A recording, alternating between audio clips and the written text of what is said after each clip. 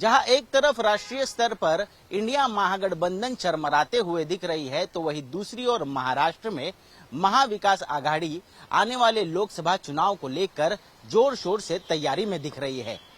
पिछले कई दिनों से महाविकास आघाड़ी की तीनों पार्टियां लगातार सीटों के बंटवारे को लेकर बैठकों का दौर कर रही है, लेकिन उनके सीट बंटवारे में कहीं भी सहमति बनते नहीं दिख रही। जो गुत्थी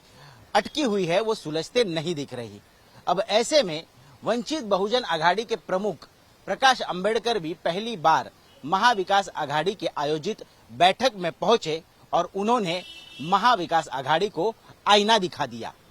जी हाँ, ये इसलिए कह रहा हूं क्योंकि प्रकाश अंबेडकर ने बैठक में पहुंचते ही सीटों के बंटवारे की चर्चा को साइडलाइन कर दिया और अपना कॉमन मिनिमम प्रोग्राम सामने रख दिया। उन्होंने 25 पॉइंट्स ऐसे दिए हैं जिस पर सभी पार्टियों की जब तक सहमति नहीं बनती, अपनी भूमिका वो नहीं रखते, तब तक ये महाविकास आघाड़ी का अस्तित्व उस पर सवाल या निशान खड़ा कर रहे हैं प्रकाश अंबेडकर। अब देखना ये जरूरी है कि क्या प्रकाश अंबेडकर इस महाविकास आघाड़ी का हिस्सा होकर कितने सीटों की मांग करते हैं और कौन से सीटों पर अपना उम्मीदवार जो है वो उतरवाना चाहते हैं। हालांकि प्रकाश अंबेडकर ने ये भी साफ कर दिया है कि आने वाले दिनों में इस महाविकास आघाड़ी का हश्र इंडिया महागठबंधन जैसा ना हो, इसीलिए बहुत आहिस्ते कदम रखने होंगे। दरअसल उन्होंने एक तरह से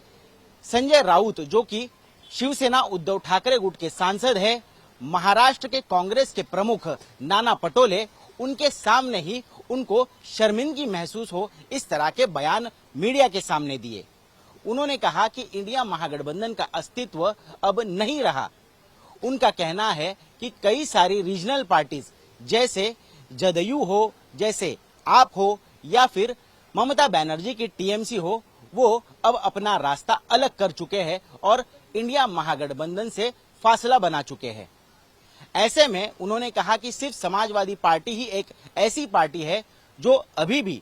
इंडिया महागठबंधन में अपना वजूद बनाए रखी थी, लेकिन अब अखिलेश यादव ने भी कहीं ना कहीं अपने प्रत्याशियों को घोषित कर ये साफ कर दिया है कि वो भी अब इंडिया महागठबंधन का हिस्सा आने वाले दिनों में नहीं बनना चाहते।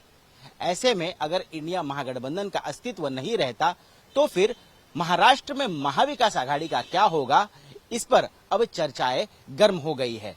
मैं आपको बता दूं कि सूत्रों के हवाले से जो खबर मिली है उसके हिसाब से प्रकाश अंबेडकर ने महाविकास आघाड़ी के सामने कॉमन मिनिमम प्रोग्राम के साथ 6 सीटों का प्रस्ताव रखा है, जिसमें वो अकोला, अमरावती, परभनी, सोलापुर, बुल्ढाना और मुंबई की एक सीट लड़ना चाहते हैं। अब सवाल ये खड़ा होता है कि जो शिवसेना और बाकी की महाविकास आघाड़ी की पार्टियां प्रकाश अंबेडकर को बस एक ही सीट पर रोकना चाहती थी, एक ही सीट उन्हें देना चाहती थी, क्या वो इन्हें 6 सीट दे पाएंगी? और अगर महाविकास आघाड़ी की शरद पवार गुट की राष्ट्रवादी कांग्रेस हो या फिर कांग्रेस या उद्धव ठाकरे की शिवसेना अगर ये सीट देना भी चाहे तो कौन अपने दावे पर पानी फेरेगा और बड़ा दिल दिखाकर वंचित बहुजन आघाड़ी को अपनी सीट देगा?